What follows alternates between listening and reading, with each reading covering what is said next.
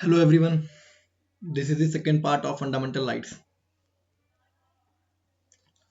In this part, we will discuss Article 12 and Article 13 of the Indian Constitution. Without wasting further time, let's start this lecture. Firstly, we will discuss what is Article 12. Article 12 है क्या? Article 12 जो है constitution का, इसमें define किया गया है कि स्टेट क्या है. आर्टिकल 12 कॉन्स्टिट्यूशन का डिफाइन करता है व्हाट इज स्टेट. स्टेट क्या है, डिफिनेशन क्या है स्टेट की. तो स्टेट क्या है? गवर्नमेंट, यूनियन गवर्नमेंट, उसका एग्जीक्यूटिव, उसका लेजिस्लेचर. यूनियन गवर्नमेंट की लेजिस्लेचर और एग्जीक्यूटिव, ये आता है हमारा स्टेट के अंदर. स्टेट गवर्नमेंट की एग्जीक्यूटिव, उनकी लेजिस्लेचर, ये आर्टिकल 12 के अंदर. जितनी भी लोकल अथॉरिटीज हैं, चाहे म्यूनिसिपैलिटीज हो गई, चाहे डिस्ट्रिक्ट बोर्ड्स हो गए, चाहे पंचायत हो गए, चाहे इंप्रूवमेंट ट्रस्ट हो गए, एक्सेट्रा, ये सब हमारी क्या है, ये सब हमारी डेफिनेशन में आती है आर्टिकल 12 के. जितनी भी authorities, bodies like LIC, ONGC, electricity, ये सब हमारी क्या है, स्टेट के अंदर आती हैं. कोई भी बॉडी जो कि पब्लिक फंक्शन परफॉर्म कर रही है, कोई भी बॉडी जो कि पब्लिक फंक्शन परफॉर्म कर रही है, उसको हम लोग एज अ स्टेट मानेंगे.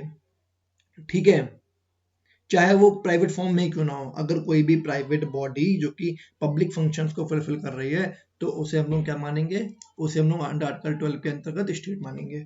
ठीक. अब इसमें एक इंपॉर्टेंट क्वेश्चन उठता है कि क्या जुडिशरी जो है, क्या जुडिशरी जो है वो स्टेट है? क्या जुडिशरी जो है वो स्टेट है? अगर जुडिशरी जुडिशियल फंक्शंस कर रही है, अगर जुडिशरी जुडिशियल फंक्शंस कर रही है तो वो स्टेट नहीं है. और अगर जुडिशरी एडमिनिस्ट्रेटिव फंक्शंस कर रही है, अगर जुडिशरी एडमिनिस्ट्रेटिव फंक्शंस कर रही है, तो वो क्या होगी हमारी, उसको स्टेट के अंतर्गत माना जाएगा. तो स्टेट क्या है? यूनियन गवर्नमेंट की executive and legislature, state government का एग्जीक्यूटिव एंड लेजिस्लेचर, जितनी भी लोकल अथॉरिटीज हैं, चाहे म्यूनिसिपैलिटीज हो गई, डिस्ट्रिक्ट बोर्ड हो गए, पंचायत हो गई, इंप्रूवमेंट ट्रस्ट हो गई, ये सब हमारी क्या मानी जाएंगी, स्टेट मानी जाएंगी. जितनी भी अथॉरिटीज, चाहे अगर कोई प्राइवेट बॉडी जो कि पब्लिक फंक्शंस परफॉर्म कर रही है, उसको भी हम लोग स्टेट के अंतर्गत मानेंगे.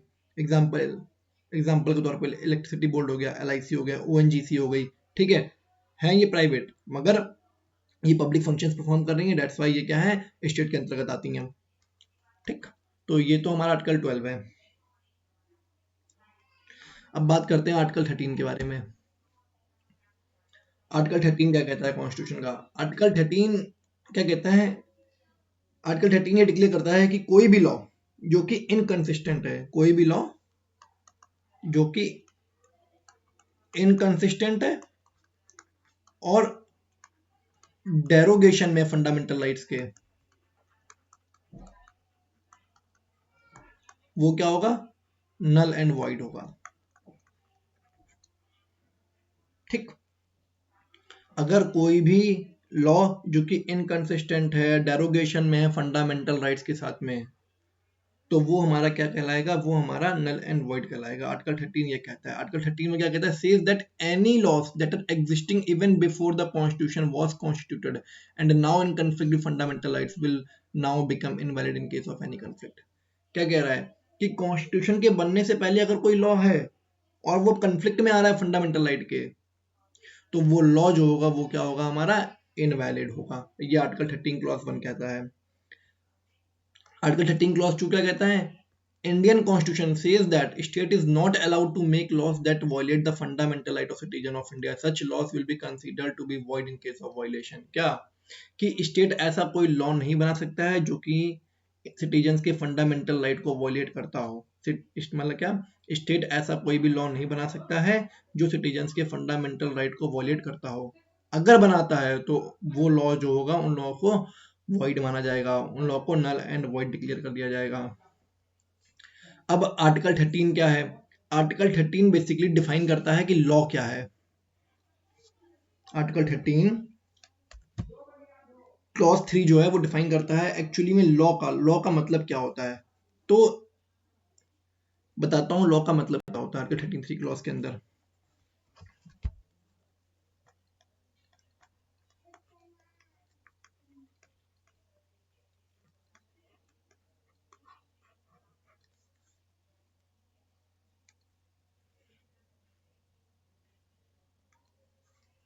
लॉ का मतलब क्या है?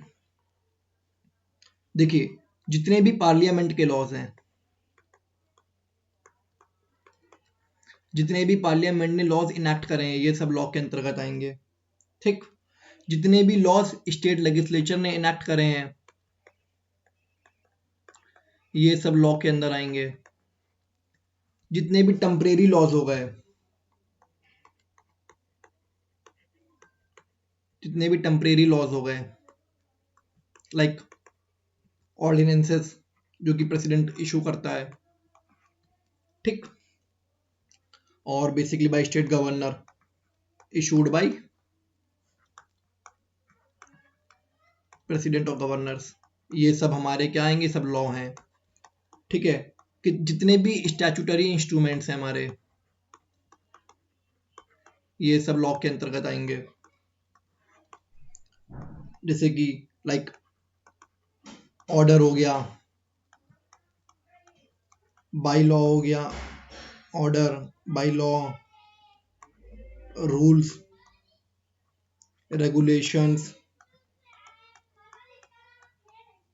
और नोटिफिकेशंस, ये सब हमारे क्या हैं? लॉ के अंतर्गत आएंगे।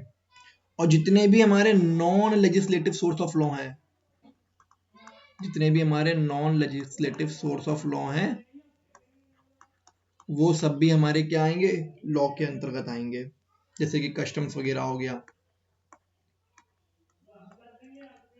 तो आर्टिकल 13 क्लॉज 3 क्या कहता है कि डिफाइन करता है लॉ क्या है। जितने भी पार्लियामेंट के द्वारा लॉज इनेक्ट करे गए हैं, वो सब लॉ हैं। जितने भी स्टेट लेजिस्लेचर के द्वारा लॉ इनेक्ट करे गए हैं, उनको लॉ माना जाएगा। जितने भी टेम्परेरी लॉज हैं, लाइक ऑर्डिनेंसेस जो कि इशू करते हैं गवर्नर और प्रेसिडेंट, उनको भी लॉज माना जाएगा। स्टैट्यूटरी इंस्ट्रूमेंट्स लाइक ऑर्डर हो गए, बाई लॉ हो गए, रूल्स हो गए, रेगुलेशन हो गए, नोटिफिकेशन हो गए, ये सब हमारे लॉ के अंतर्गत माने जाते हैं। जितने भी नॉन लेजिस्लेटिव सोर्स हो गए लॉ के, लाइक कस्टम के कुछ लॉज हो गए, ठीक है, इन सबको भी हमारा लॉ के अंतर्गत माना जाएगा। अब बात करते हैं आर्टिकल 13 क्लॉज 4 की। आर्टिकल 13 क्लॉज 4 क्या कहता है? Indian constitution states that the constitutional amendment under article 368 does not come under the provision mention under article 13।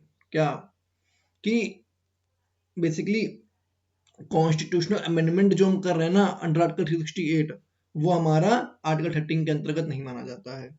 ठीक। That's all about Article 13 and 14. Sorry, Article 12 and 13. In the next lecture, we will discuss Article 14, 15, 16, 17, 18. So please like, share, and subscribe my channel.